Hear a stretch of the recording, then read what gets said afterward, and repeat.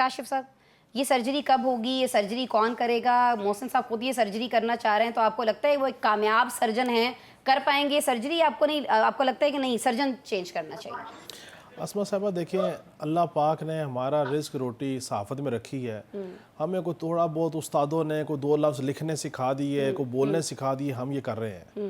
اب اگر آپ مجھے اٹھائے کہیں جائیں جا کے آپ پارلیمان چلائیں, جائیں جا کے آپ پی سی بی کے چیئرمین بن جائیں, تو پھر یہ ممکن نہیں ہوگا. پھر اس طرح کی ہوگا کہ جو قصور کسی کا ہو آپ ہر دفعہ ایک سرجری کی بات کر دیں. چلا لیں گے کاشف صاحب اگر آپ اب مسئلہ یہ ہے کہ محسن نقوی صاحب کے ستارے انتہائی زبردست قسم کے گردش میں ہیں. اچھا, وزارت داخلہ میں ان کے جو نہ چاہتے ہوئے لوگ آ گئے. اچھا جی, پی سی بی مسلسل جب سے انہوں نے کرکٹ کو اپنے ہاتھ میں لیا, آپ کو یاد ہوگا ایک بڑی ٹریننگ بھی کروائی تھی, اس وقت سے ہم اللہ کے فضل و کرم سے الحمدللہ مستقل بنیادوں پہ ہار رہے ہیں. جی یہ اللہ کا بڑا فضل ہے کہ ایسی مستقل پالیسی چل رہی ہے نقوی صاحب کی کہ جناب بالکل مستقل بنیادوں پہ ہم ہار رہے ہیں. اور اس کے بعد مزے کی بات یہ ہے کہ ہم یہ نہیں کہہ رہے کہ پالیسیز کیا ہے, چیزیں کیا ہیں, سٹیڈیم کی صورتحال کیا تھی, واقعی معاملات کیا تھے. ہم یہ کہتے ہیں جی سرجری کی ضرورت ہے. بھئی سرجری کیا کریں گے؟ آپ سارے کھلاڑیوں کو گھر بھیج دیں اور وہاں سے ہاکی کے پلیئروں کو لا کے کرکٹ کھلانا شروع کر دیں, پھر یہی سرجری ہو سکتی ہے.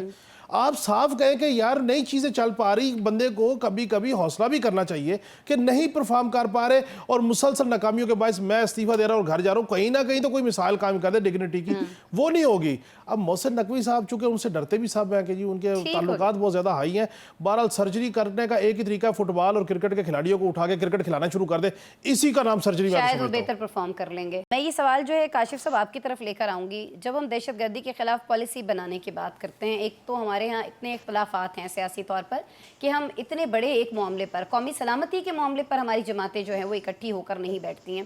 اور اس سے پہلے جتنی بھی حکومتیں آئی ہیں اس میں ہم یہ اختلاف دیکھتے رہے, جیسے ابھی ہے نا کہ دہشت گردوں سے مذاکرات کرنے ہیں یا دہشت گردوں کے خلاف آپریشن کرنا ہے, تو کاشف صاحب یہ بھی ہم ڈیسائیڈ نہیں کر پاتے ہیں. بہت ساری ہماری حکومتیں آتی ہیں, وہ کہتی ہیں نہیں جی بھارت تو ہمارا ہمسایہ ہے, ہمسائے چونکہ تبدیل نہیں کیے جا سکتے, جنگ حل نہیں ہے, تو ان سے مذاکرات کرنے چاہیے, دوستی کر لینی چاہیے. دوستی کی پینگیں ہم بڑھانے کی کوشش کرتے ہیں, وہاں سے ٹکا سا جواب آ جاتا ہے.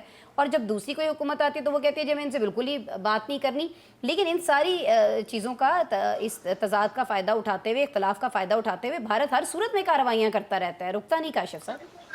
دیکھیں اسما صاحبہ, راہ جو ہے نا جی سر, اس نے اپنے آپریشن مستقل رکھے ہوئے ہیں, لیکن اب راہ کے آپریشن دن بدن بڑھتے چلے جا رہے ہیں کیونکہ اب اس کے ساتھ کولیبریشن میں افغانستان ہے اور پشت پناہی میں اسرائیل ہے.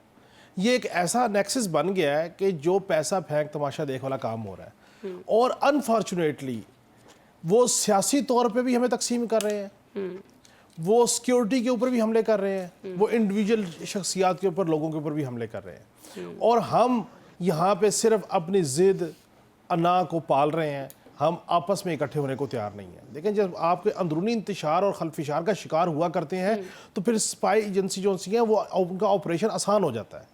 وہ کوئی بی ایل اے کو فنڈ کر دیں گے, کبھی وہ داعش کے ساتھ کھڑے ہو جائیں گے, کبھی وہ کسی اور کر دیں گے. اچھا اب آپ دیکھیں کہ یہ وہی بھارت ہے, یہ وہی دنیا کی بڑی ڈیموکریسی ہے جس نے بھارت کا بڑا جھنڈا اٹھا کے رکھا تھا. اور یہ جس وقت مقبوضہ کشمیر میں سارا معاملہ ہوا تو کوئی شد و مت سے بات نہیں ہوئی. اور آج بھی مقبوضہ کشمیر جس پہ تسلط بھارت کا قائم ہو چکا, جس پہ انہوں نے ایک طریقے کے ساتھ اپنی ہولڈنگ پوزیشن کر لی, ادھر بات نہیں کرنے دیں گے. بات لے کے آئیں گے پاکستان میں بنیادی حقوق کی, انسانی حقوق کی, بنیادی چیزوں کی, اس کے اوپر بات کریں گے. اور آج آپ اس کا پریکٹس ہے, آج آپ ٹویٹ کرنے شروع کر دیں اپنے اداروں کے خلاف, اپنے ملک کے نظام کے خلاف, آپ کو پتہ بھی لگے گا کہ آپ کے ویوز اور کیسے بڑھ گئے اور فالورز کیسے بڑھ گئے. سو یہ ایک ڈیلیبریٹڈ اور اسٹریٹجک جو سی موو ہے جس کی وجہ سے پاکستان کے اندر استحکام نہیں ہو پا رہا. اس لیے میں تواتر سے ایک بات کہہ رہا ہوں کہ اگر آپ نے پاکستان کے اندر آپریشن کرنے کا تہیہ کر لیا ہے تو پھر آپ سہولت کاروں کے خلاف بھی آپریشن کریں, پشت پناہی کرنے والوں کے خلاف بھی آپریشن کریں, اور ایک ہی طریقے سے کریں.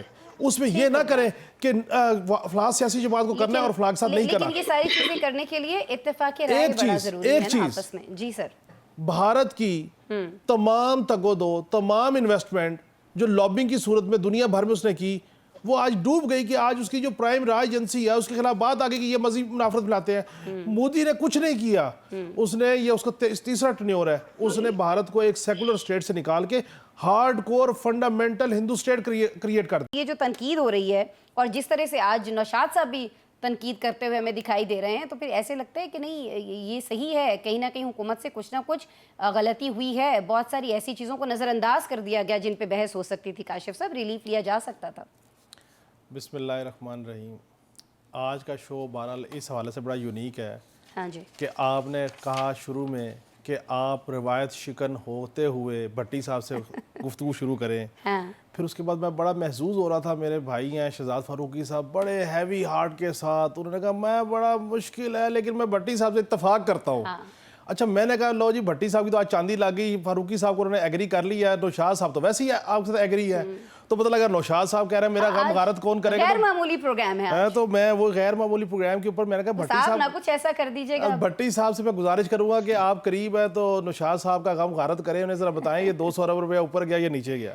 دیکھیں بات یہ ہے کہ ملک کا خزانہ خالی، ہر جانے والی حکومت کے اوپر آنے والی حکومت نے یہی بات رکھی کہ وہ تو زبو حالی کا شکار کر گئے، خزانہ خالی کر گئے، یہ کر گئے وہ کر گئے۔ یہ پچھلے 20 سال کا یہ معاملہ ہے، اور انشاءاللہ تعالی اللہ کے فضل و کرم سے یہ روایت پاکستان میں جاری و ساری رہے گی کہ جس وقت یہ حکومت جائے گی اور کوئی نئی حکومت آئے گی وہ کہے گی ہم کیا کرتے ہیں، ہمیں تو انہوں نے قرضوں میں پھنسا دیا اور یہ کر دیا اور وہ کر دیا، blame game. I M F کیا 1.1 ارب ڈالر کے لیے ہم نے اس کی ریکوائرمنٹ جو تھیں وہ پوری کر دی، انہوں نے 1.1 ارب ڈالر کے دینے کے لیے آمادگی ظاہر کر دی۔ نیٹ شیل معاملہ ہے یہ۔ اب جس معاملے کے اوپر نوشاد صاحب رونا رو رہے تھے وہ معاملہ نہ آئی ایم ایف کا ہے نہ اشرافیہ کا ہے، وہ معاملہ ہے ہمارا۔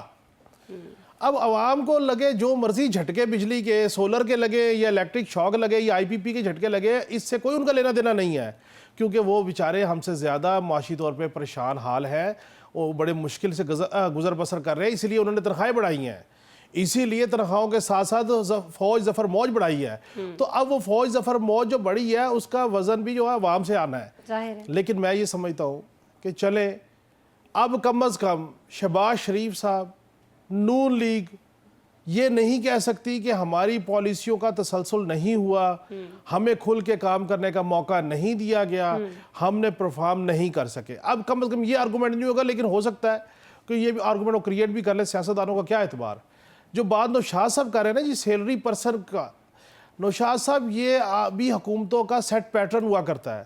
حضور آپ میرے سینئر ہیں، استادوں کی جگہ ہے، حکومتیں پہلے 2 یا 3 سال میں کسی کو ریلیف نہیں دیتی، بالخصوص سیلری پرسن کو، عوام کو، اس کو، اور اسحاق ڈار صاحب کا سیٹ گول ہے جیسے الیکشن ایئر میں جائیں گے ادھر ادھر سے پکڑ کے عوام کو ایک ریلیف کا فلڈ دے دیں گے اور پھر آگے کہیں گے جی اب ہمیں دوبارہ ٹیکسز لگانے اور چیزیں کرنے ہیں۔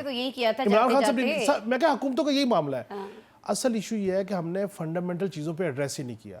دنیا میں سب سے بڑا چیلنج بن گیا ہوا ہے یہ انوائرمنٹل ایشو، ٹھیک ہے، ہمارا کوئی اس پہ نہیں۔ جس وقت عمران خان صاحب سونامی درختوں کا بلین سونامی ٹری کر رہے تھے، ہم اس وقت بھی حدوِ تنقید بنا رہے تھے۔ اس وقت کی کابینہ میں بیٹھے ہوئے وزراء کا پتہ کیا کہہ رہا تھا؟ پہلے درخت لگا رہے ہیں، پھر درخت کاٹیں گے، اس سے پھر ماچس فیکٹریوں کو فائدہ ہوگا، یہ تو اپنے لوگوں کا پیٹ بھرنے کا ایک طریقہ کار ہے۔ آج یہ بھی کہہ رہے ہیں نا کہ درخت لگائیں، انوائرمنٹل ایشو ہے، چیزیں ہیں، کیونکہ ہم نے آپسی ضد کے علاوہ یہ دیکھا ہی نہیں کہ آنے والے 50 سال کے 30 سال کے ایشوز کیا پاکستان میں۔ بھائی آپ آبادی کو ٹچ نہیں کر رہے کہ آبادی کا ایشو کیا ہے، آپ انوائرمنٹ پہ نہیں ہے، آپ کہتے ہیں جی اگر ہم نے درخت بھی لگانے تو ہمیں کوئی ادھار دے یا قرضہ دے، ٹھیک ہے۔ آپ نے لوگوں کے اندر موٹیویشن کریٹ ہی نہیں کی۔ کیوں نہیں کی؟ وہ یہ ہے جو اصل رونا میرا ہے ٹھیک ہو گیا سر، وہ ملک میں دولت کا فرق اتنا ہو گیا کہ ایک شخص کے پاس 2 ٹائم کی روٹی نہیں ہے، بھرنے کے لیے بل کے پیسے نہیں ہیں، اور ایک شخص جو ہے وہ کسی بڑے گیدرنگ کی، کسی بڑے کی خوشی کے لیے صحیح فرما رہے ہیں، کروڑوں روپے کے کھانے، وہ کیک کس نے کہا تھا؟ وہ روٹی نہیں مل رہی تو کیا کھا لیں؟ ڈبل روٹی کھا لیں، کیک کھا لیں، something like that۔ کسی نے کہا کہ روٹی کپڑا مکان عوام کو پیچھے لگا لیا 40 سال سے، کسی نے کہا کہ معیشت کا پہیہ چلائیں گے جب صنعت چلے گی، کسی نے کہا عوام کا دکھ عوام اندر سینے میں لے کے مر جائے گی، ان کو کوئی احساس نہیں ہوگا۔